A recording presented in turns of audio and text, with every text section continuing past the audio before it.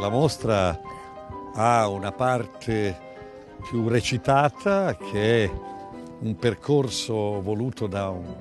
uomo di grande sensibilità che è uno scenografo e un artista che è Inzerillo, che ti fa percorrere i meandri degli spazi, delle cose, dei luoghi e della condizione di oppressione che il manicomio, l'ospedale psichiatrico, anche con la documentazione di quelli che ancora sono aperti,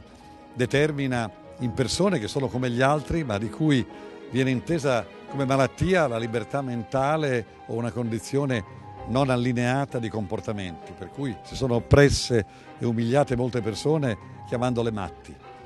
Questo percorso è stato interrotto fortunatamente da Basaglia, però ancora vi sono delle sacche in cui i malati, che malati non sono, vengono invece che curati umiliati.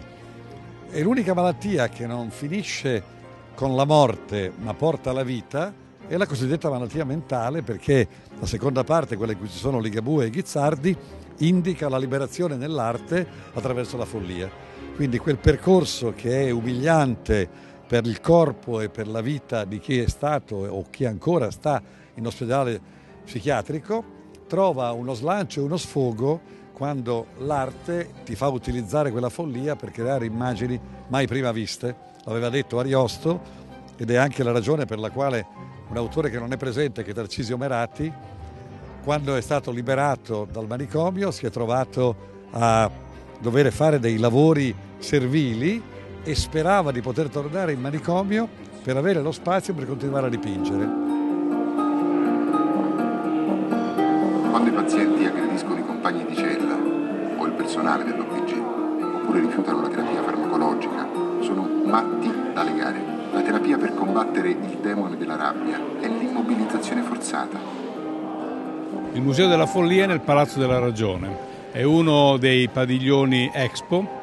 e nell'ambito dei padiglioni dedicati all'arte curate da Vittorio Sgarbi è, come lo ha definito lo stesso curatore davanti al Presidente della Regione Roberto Maroni, il padiglione più intrigante e più interessante.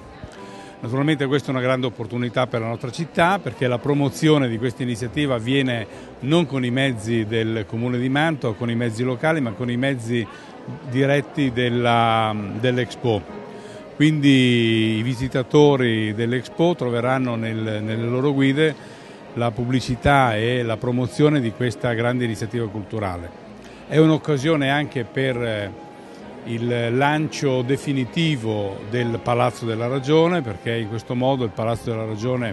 assume una rilevanza e una risonanza di livello nazionale ed internazionale e quindi è centrato l'obiettivo che ci eravamo proposti, cioè era quello di trasformare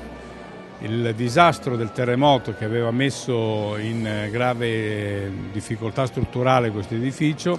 Noi abbiamo ritenuto di rimetterlo in pristino dal punto di vista strutturale, ma grazie ai contributi della Regione abbiamo potuto restaurarlo completamente e adibirlo, destinarlo quindi a questa destinazione eccezionale, cioè quello delle grandi mostre proprio nel centro della città. E per quel che riguarda un riferimento alla fine del mio mandato, dico che non c'è migliore dei modi per terminare questa esperienza amministrativa regalando alla città anche questa grande opportunità.